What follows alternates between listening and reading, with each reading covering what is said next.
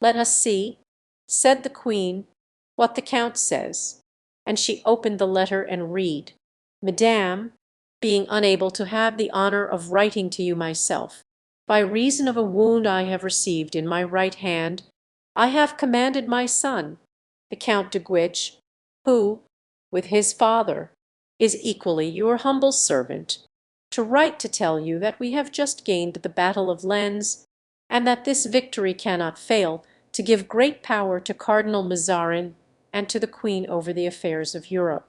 If Her Majesty will have faith in my counsels, she ought to profit by this event to address at this moment, in favour of her august husband, the court of France.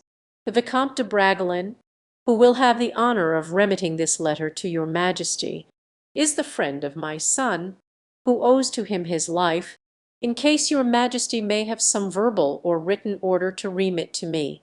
I have the honour to be, with respect, etc., Marshal de Grammont." At the moment mention occurred of his having rendered a service to the Count.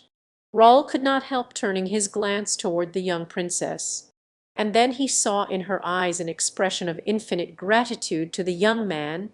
He no longer doubted that the daughter of King Charles I loved his friend. "The battle of Lens gained," said the Queen. "They are lucky here indeed that can gain battles. Yes, the Marshal de Grammont is right, this will change the aspect of French affairs. But I much fear it will do nothing for English, even if it does not harm them. This is recent news, sir," continued she, "and I thank you for having made such haste to bring it to me. Without this letter I should not have heard till to-morrow, perhaps after to-morrow the last of all Paris." "Madame," said Raoul, "the Louvre is but the second palace this news has reached. It is as yet unknown to all, and I had sworn to the Count de Guiche to remit this letter to your Majesty before even I should embrace my guardian." "Your guardian, is he, too, a Bragelonne?" asked Lord de Winter. "I once knew a Bragelonne. Is he still alive?" "No, sir, he is dead, and I believe it is from him my guardian, whose near relation he was, inherited the estate from which I take my name." "And your guardian, sir?" asked the Queen, who could not help feeling some interest in the handsome young man before her. "What is his name?" "The Comte de Lawford, madame," replied the young man, bowing. De Winter made a gesture of surprise, and the Queen turned to him with a start of joy. "The Comte de Lawford!" she cried. "Have you not mentioned that name to me?" As for De Winter, he could scarcely believe that he had heard aright. "The Comte de Lawford!" he cried in his turn. "Oh, sir, reply, I entreat you, is not the Comte de Lawford a noble whom I remember, handsome and brave, a musketeer under Louis XIII, who must be now about 47 or 48 years of age? Yes, sir, you are right in every particular, and who served under an assumed name, under the name of Athos. Latterly I heard his friend, Monsieur d'Artagnan, give him that name. That is it, madame, that is the same. God be praised! And he is in Paris," continued he, addressing Raoul, then turning to the Queen. "We may still hope. Providence has declared for us, since I have found this brave man again in so miraculous a manner. And, sir, where does he reside? Pray, Comte de Lawford lodges in the Rue Guénégaud, Hotel du Grand Roi Charlemagne. Thanks, sir. Inform this dear friend that he may remain within, that I shall go and see him immediately. Sir, I obey with pleasure. If Her Majesty will permit me to depart, go, Monsieur de Bragelonne," said the Queen, "and rest assured of our affection." Raoul bent respectfully before the two princesses, and bowing to De Winter, departed.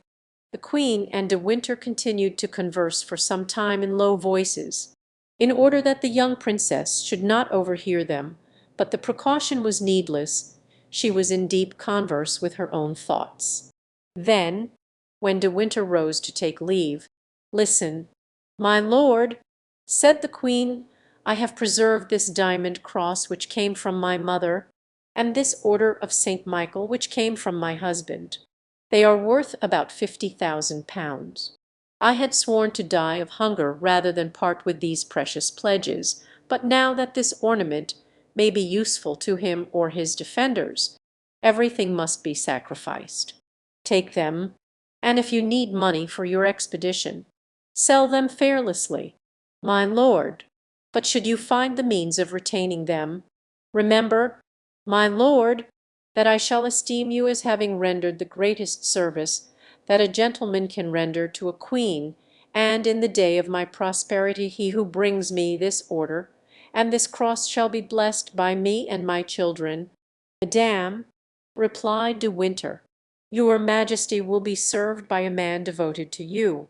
I hasten to deposit these two objects in a safe place, nor should I accept them if the resources of our ancient fortune were left to us. But our estates are confiscated, our ready money is exhausted, and we are reduced to turn to service everything we possess. In an hour hence I shall be with the Comte de Lawford, and tomorrow your Majesty shall have a definite reply." The Queen tendered her hand to Lord de Winter, who, kissing it respectfully, went out and traversed alone and unconducted those large, dark, and deserted apartments, brushing away tears which, blazed as he was by 50 years spent as a courtier, he could not withhold at the spectacle of royal distress so dignified, yet so intense. Chapter XL. Uncle and Nephew. The horse and servant belonging to De Winter were waiting for him at the door. He proceeded toward his abode very thoughtfully, looking behind him from time to time to contemplate the dark and silent frontage of the Louvre.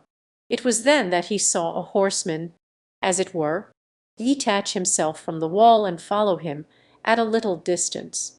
In leaving the Palais Royal he remembered to have observed a similar shadow. "Tony," he said, motioning to his groom to approach. "Here I am. My lord, did you remark that man who is following us?" "Yes." "My lord, who is he?"